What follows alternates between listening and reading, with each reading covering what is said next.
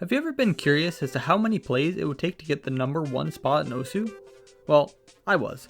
So I did some research, and as you can see in the thumbnail, it in fact only takes 2 plays to get number 1, which I feel is insanely low. So that's it, video's over, right? Well, not exactly, because first of all, how do you get over 32,500 PP in 2 plays on ranked maps?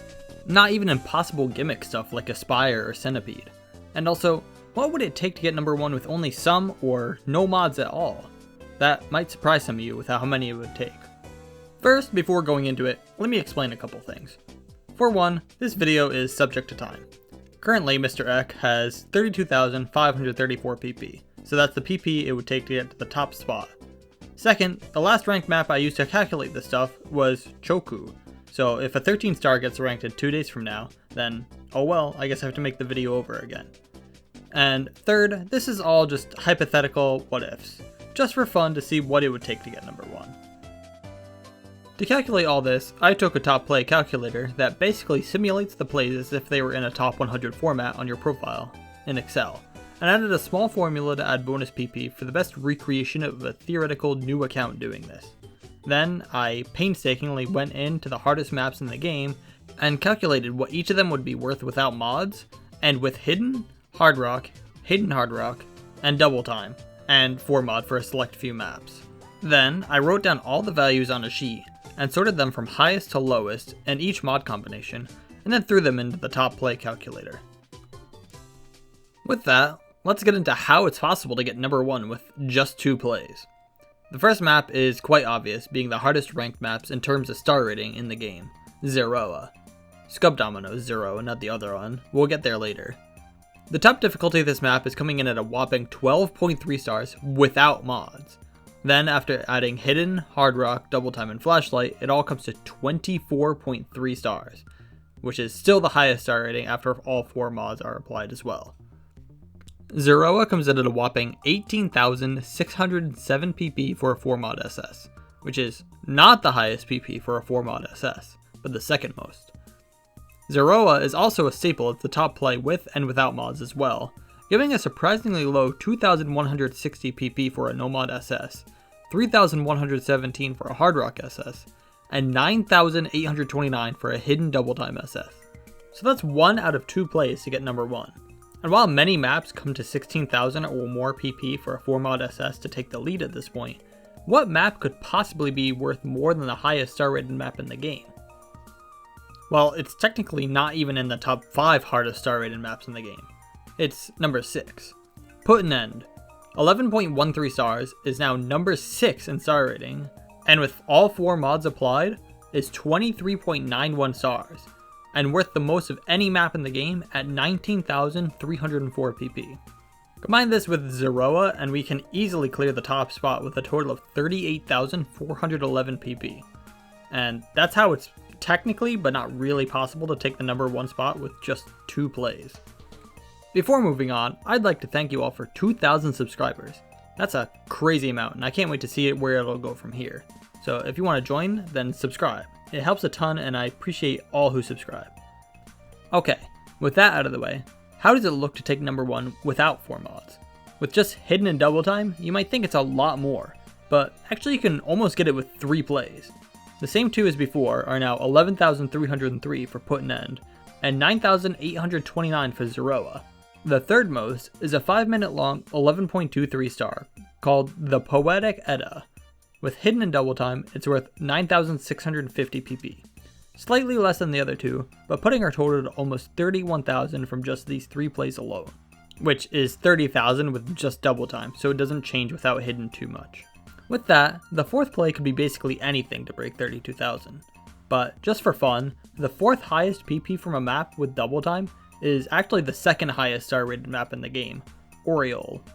Almost 12 stars, this map is a solid 9,541 with hidden and double time, easily clearing the top spot with just 4 plays with double time.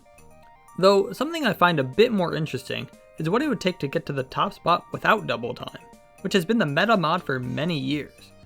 There are very few high performance plays in general without it, and even fewer players who play maps without it other than for impressive scores. So, are there even enough maps to play without double time to take the top spot? We'll get to that, but I was curious to find out, and what I found was actually quite surprising. First, let's look at Hidden and Hard Rock. These two together would be giving the most amount of PP, so it would mean the least amount of maps to reach number 1. With the same maps as before out of the way, how many plays do you think it would take? 10? 15? Well, in total you can get 33,177 PP from 21 plays with Hidden and Hard Rock, including the top 3 being 3,000 PP plays from 3 different difficulties of Zeroa: Scub Dominoes, Ryu Sayaka's top diff, and Enri's difficulty on Scub's map set, all break through to the 3,000 PP mark just barely. The bottom play being 2,009 PP from Carlia's Ocarina, already worth less than Emrek's top play. Other maps here are World Ender, Apollo, El Tierta, Parallel Universe Shifter, Megalomania, Nageltu, Flying Out, The Vulture Beholds, Flame Wall, and Orglaria. Yeah, I definitely did not pronounce that correctly. These maps and some lower difficulties of other maps in between make up the 21 top plays for Hidden and Hard Rock. Without Hidden, we have to add a few more plays to get to the top spot, going up to 25 plays with just Hard Rock alone. The same maps as before are in the same order, we just have to add Iris, Thresher, Nyoku Senti, and Last Resort for 1,826 PP, reaching the top spot with 33,057 PP in total from these 25 plays. Reminder that not a single one of these maps has an FC no mod right now, which just shows how dominant and easy it is to gain PP with double time in comparison to no mod and Hard Rock, simply due to the abundance of maps. So what about without Hard Rock? Taking off Hard Rock makes the circle size much more normal, especially on a couple difficulties of Zeroa, so the PP drops significantly. In turn, even though the approach rate and overall difficulty stays 10 because of the difficulty of the maps, HR still affects the star rating a ton. With Hidden alone, it takes a whopping 45 plays to reach the top spot, barely squeaking by with 32,622 PP, and a bottom play of 1,426 on Bloxy's Freedom Dive. Some maps being close to 8 stars already, meaning that we're already closing in on stuff that top players actually play, like Jashin, which is 1300 for a Hidden SS. Something that's interesting is that many of these maps are very long, 5 minutes, 6 minutes, 7 minutes, up to almost 20 minutes long for the Pain Remains Marathon.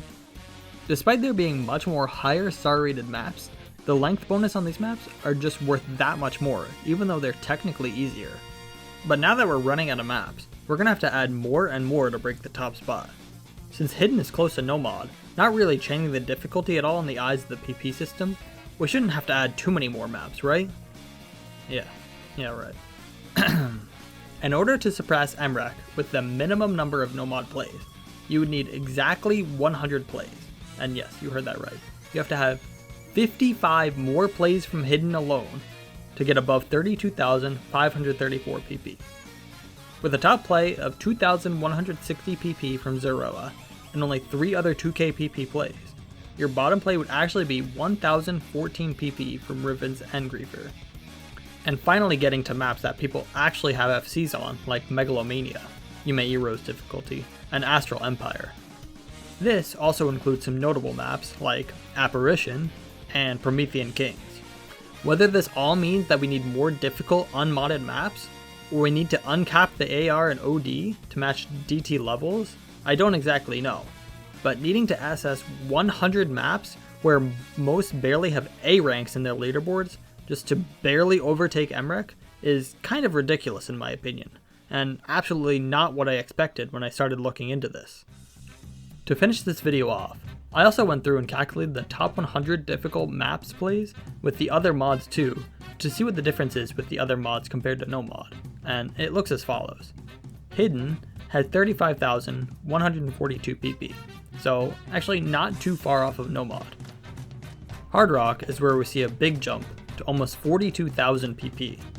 I was hoping to see some CS7 and higher maps jump up to the top 100, but I checked all of those, and the highest PP high CS map with Hard Rock is Rampage, which is only 1,200 PP for a Hard Rock SS, well, in this current rework. It's 1800 with the next buff, which is good.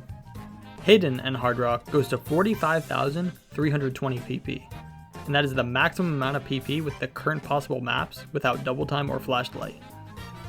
Again, this was just me being interested in the numbers to see what was possible with the current ranked maps.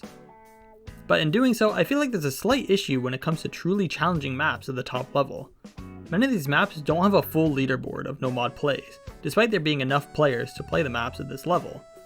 However, the limitations on approach rate, overall difficulty, note lock, PP, and overall uncomfortability to play the maps other than things like Megalomania or Jashin all contribute to the lack of extremely hard no-mod maps both being ranked and being played. Whether or not this is a problem, that's for the community to decide. But this overall showed me how dominant DT is in the current state of Osu.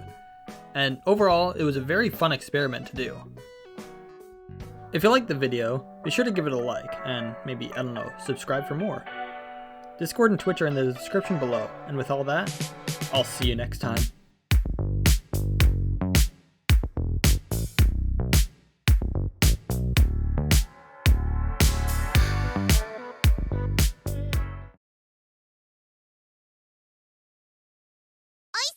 Nice デイチャです。